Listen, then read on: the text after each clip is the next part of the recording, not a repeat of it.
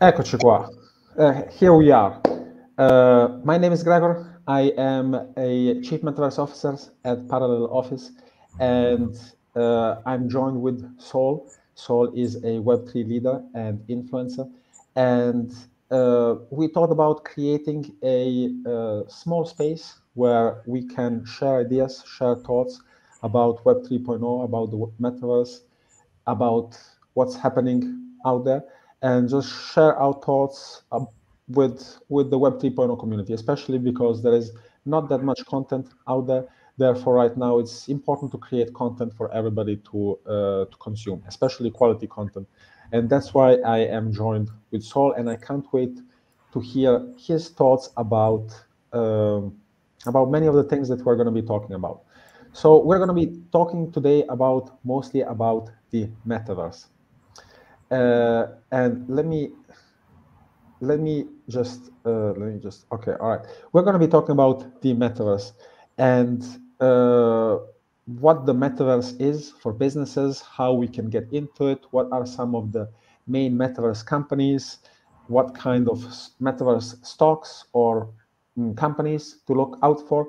And yeah, this market has been booming, exploding, and there's many different companies. And but yeah, enough about what we're going to be talking about today. Saul, welcome. Thank you very much, Gregor. It's a pleasure to be here with everybody. As you said, we are going to talk about metaverse and what can be the future of metaverse. Which project should we put our eyes on? And yeah, let's start it. Awesome, cool. Well, before we get into into maybe the companies and the projects and things like that, I just want to ask to you, what is the metaverse for you? If you can just, what do you define as the metaverse? Because maybe the metaverse could be something that I don't know if you can see that you put something on like this and you log into a metaverse. What is the metaverse for you? Yeah, it can be many different things, especially in the phase that we are right now. The metaverse is not yet defined as one entity on its own. I would say that the metaverse is rather than a technology, is more a mental shift on how we use that technology, because metaverse make possible for us to interact with virtual worlds, thing that we didn't have before this metaverse boom. More in general, I would say that the metaverse can be defined as a persistent virtual world. What does it mean? It means that it's a virtual world that still exists and is still online whenever you are not playing it or you are not online in it. One of the main critics that it's around the metaverse is, for example, does the metaverse already exist in like video games like Fortnite or World of Warcraft and whatever? It's a similar concept. The thing that we have more in the metaverse that we are experiencing now is that is made by things that are owned by the people that is inside of the metaverse. For example, I can own an apartment or a piece of land or a jacket or whatever.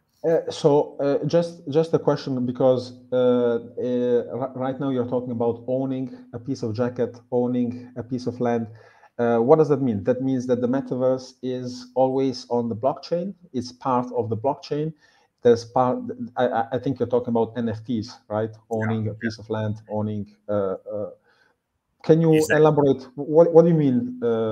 And also, if you can add to your answer, what does it mean to have like a 2D world, a 3D world? Is the metaverse a fully immersive experience, or is it more like a video game that we play on a computer?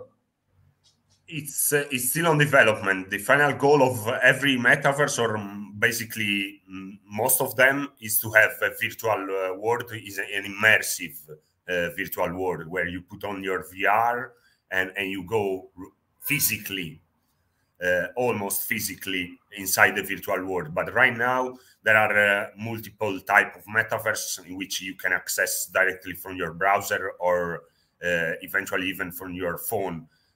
So we are going there. The final goal would be to get there, but right now we are not in that situation. And for answering your question about the NFT and blockchain, yeah, I was going to mention it. Metaverse can exist without the blockchain. For example, as I was saying before, Fortnite or whatever are kind of metaverse, but without blockchain.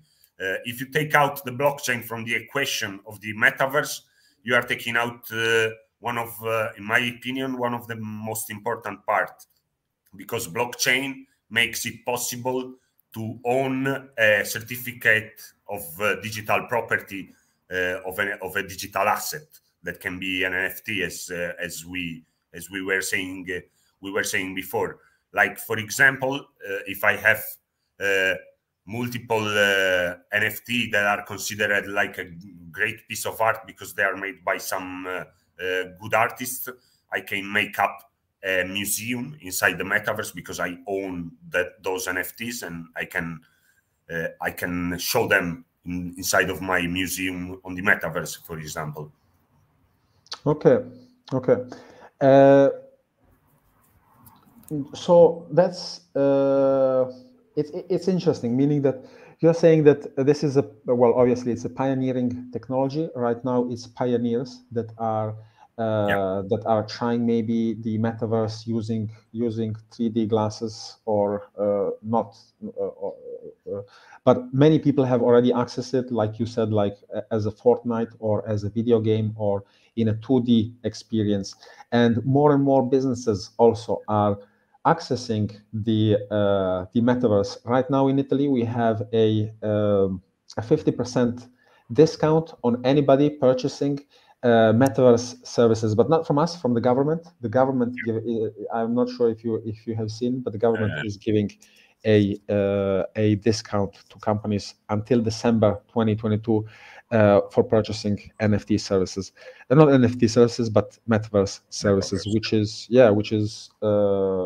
very interesting indeed. I wanted to ask you, what are some of the maybe some of the companies that you think are to look out for, maybe from the blockchain part, and also maybe also not from the blockchain part as well? Yeah, well, I would say that, as I was saying before, it's a bit early to say which one can be for sure successful in the upcoming months, because one of the biggest challenges that the metaverse companies have to face is to make it possible to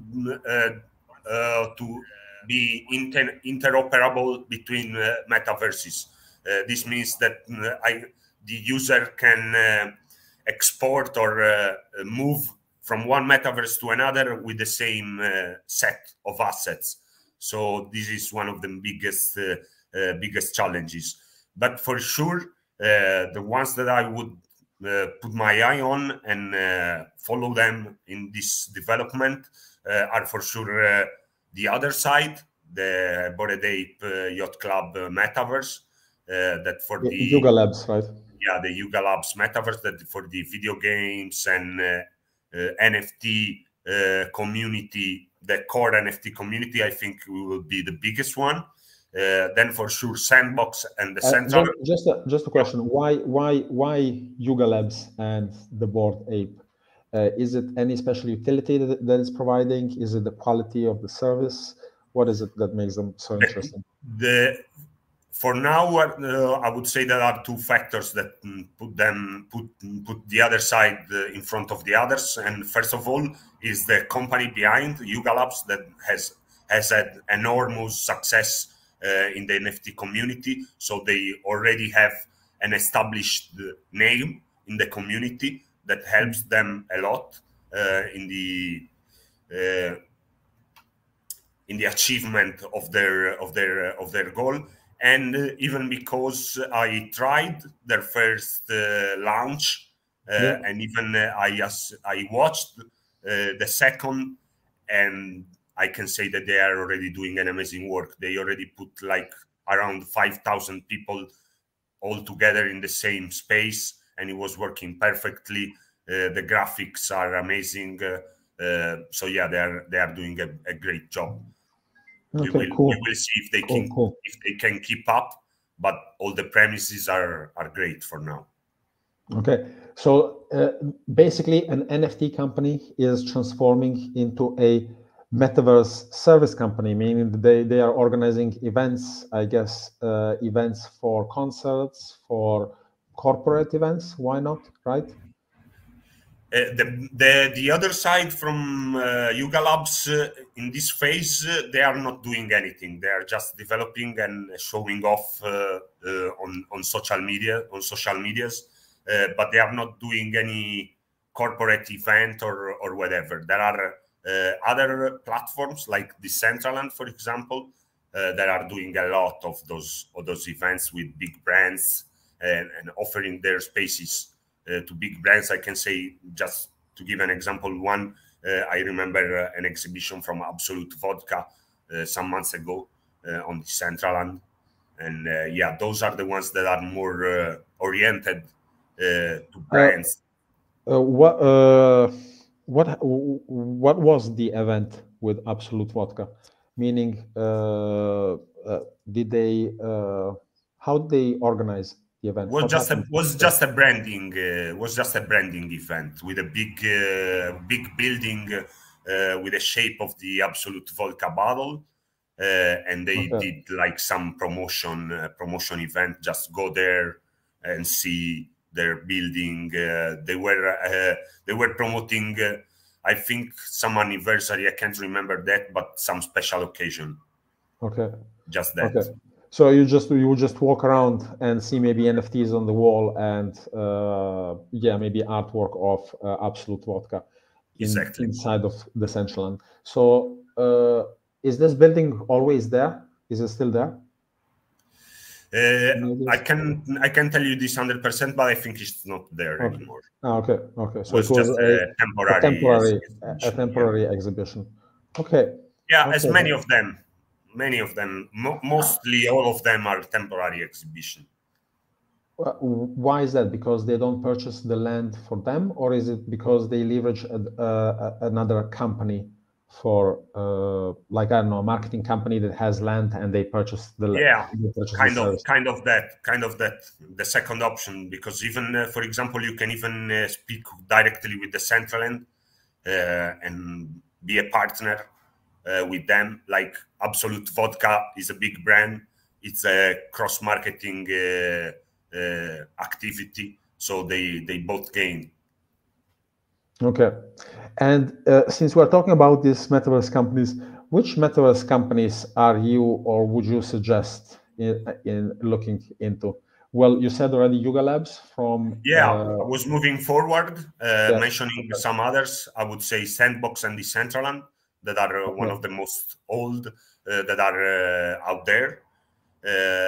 Then the new ones, the big corporate ones, I would say Meta from Facebook, the Microsoft, the NVIDIA Metaverse, Microsoft, and on the corporate side, I would put an eye on Parallel Office as well, because there are not many corporate oriented metaverses. They are just they are just getting developed and starting to be developed right now. Cool. Thank you for that. We are also building a corporate metaverse that is relatively unique, similar to Meta, but in a decentralized way. So definitely something interesting and something to know more detail about. But I also want to ask you, have you tried or do you use any metaverses? I don't use any, but I tried almost all of them. I've been in Sandbox, I've been in the Central Line, I've been in Roblox, I've been in Special. Okay. I tried all of them basically. So why are you not using any of them? Because the ones that I mentioned right now are, to be honest, are useless. They are, as I was saying before, they are good for like promo events or this kind of stuff, temporary events. But to go there and stay there the entire day or just some hours of the day is not yet fully developed, because there is nothing to do basically. If the goal is to be a social metaverse, before I get there, we need to have a lot of people connected all the time there to do activities. If we are going to the corporate metaverse, we just need to have a company or an agency providing services on the metaverse. That I see like a more realistic and more realizable thing to do in the next couple of years, to be honest. That makes sense also, because I've tried many of the metaverses as well, and like you said, there's yeah, maybe in the centralized you could play some poker, or it can be also fun, but there is really not that much you could do except wander around and maybe, I don't know, do some quests, some games that people organize, but the use cases pretty much stop there. There might be a concert once in a while or an event where people gather and talk, but yeah, kind of that's as much of the interaction and of the activities that happen. I am also, though, a big fan of Horizon Workrooms. Why? Because I think it's one of the most mature technologies that is out there, that allows to actually work from your computer and meet with your colleagues in a relatively immersive way. Now it's you have to get used to the headset because you're fully immersed. It looks like you're looking with binoculars all over the place. It doesn't cause motion sickness or anything like that. The technology is already pretty advanced for that. But yeah, you have to get used to wearing a headset. So it's an onboarding process. It's something that is still in its earliest forms of development, but it's gaining popularity and gaining traction very, very fast. I also want to ask you one last question, and that's regarding making money in the metaverse. Any ideas or thoughts about making money in the metaverse?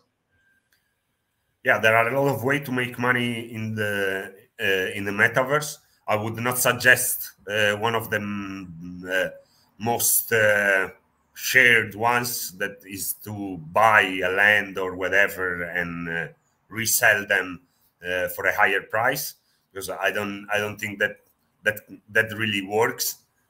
It's just okay. It will work until you reach the maximum amount of people that is willing to buy those lands, and then it won't work anymore. But there is another way to make money in the metaverse, and is to be a creator of the metaverse. The two metaverse that I mentioned before, the Central End and Sandbox, already have a creator economy that is really evolved and working already pretty good. I can give you an example. Everybody can create some assets that you can use inside of those two metaverses, or even you can create a house, a museum, or even a mini game, for example, in Sandbox, and sell them directly on their marketplaces. And if someone is thinking that your product, your asset is good, they will buy it, and you will gain directly from it. Everybody can start. Sandbox as a really easy builder, editor. So there are kids Don't less than 15 years old. oversimplify it. I have tried it also in my rush for in a gold rush for the metaverse. It is pretty basic and simple, but yeah, you do have to know a little bit about 3D, like Yeah. Blender and stuff like that. Okay, cool. Have you tried it also? Yeah, I tried. To be honest, I tried to design a sword to be sold on the marketplace. But as you said, like it's not that difficult, but you have to put some hours of work in there. Like Exactly. you have to watch tutorials and stuff. Yeah, exactly. But it's possible. It's entirely possible. You just have to be willing to put in the effort of learning a new skill and a new. Exactly. If you just do a quick search on YouTube, you will see that there are 12, 13 years old kids that are doing tutorials on that, and they are actually selling actively every single day on those marketplaces. Yeah, exactly. And why do you think people are buying swords and buying clothes for their digital avatars in Decentraland or in the sandbox? The cool thing regarding this is that not only users can buy those assets, but even builders.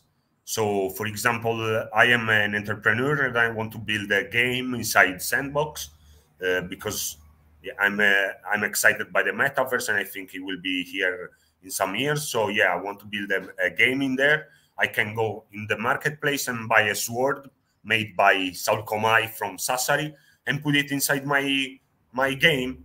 As you were saying, users. For example, I want to have my my avatar with I don't know a special pair of sneakers, so I can go on the marketplace and buy some sneakers made by an external developer, and both Sandbox or the Central and the creator will get money from my purchase.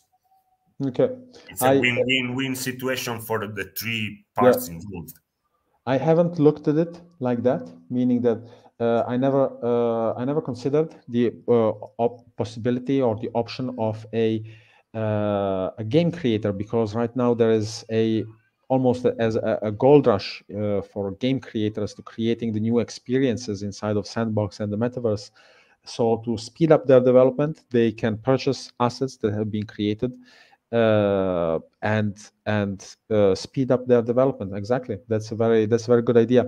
If I can just add one thing to that, and that is also because I think people are spending more and more time maybe in the metaverse with their digital avatar, so they want a way of customizing it and making it look more unique and different from everybody else. So that's why they may be also interested in purchasing clothes and other in-game assets as well. Yeah. In this phase of the society and world in which we are right now, the digital identity is more important, or is becoming more important than the real one. So, yeah, that's completely true what you said. Awesome, cool. Well, Saul, it's been an amazing 25 minutes. We've talked about the metaverse, different metaverse companies, use cases, all kinds of stuff around the metaverse. I want to thank you for your time. Thank you for coming on to the show. And anything you would like to share in your final thoughts or considerations? I can say that my honest opinion, I think that the metaverse is going to be huge in the upcoming years. It's not me saying this, but there are studies that think that are programming that the value of the metaverse market would be around from 3 to 10 billion of dollars by 2030. Right now, we are not even at one, so that's a huge up up to huge increase there. A huge increase. Yeah. So I would say that to start informing and read stuff about the metaverse, and especially corporate metaverses that are oriented to companies and to virtual offices and stuff like that, it can be a good investment to make for the upcoming years. Even if you are not putting money in that, but just to stay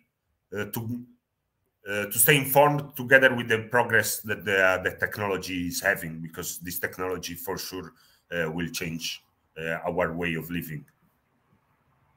Very good point. I completely agree, 100%.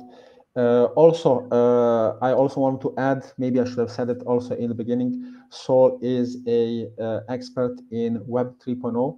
And would you like to share your a way that people maybe can contact you? Because we're going to be sharing this this video on different channels and also via podcast.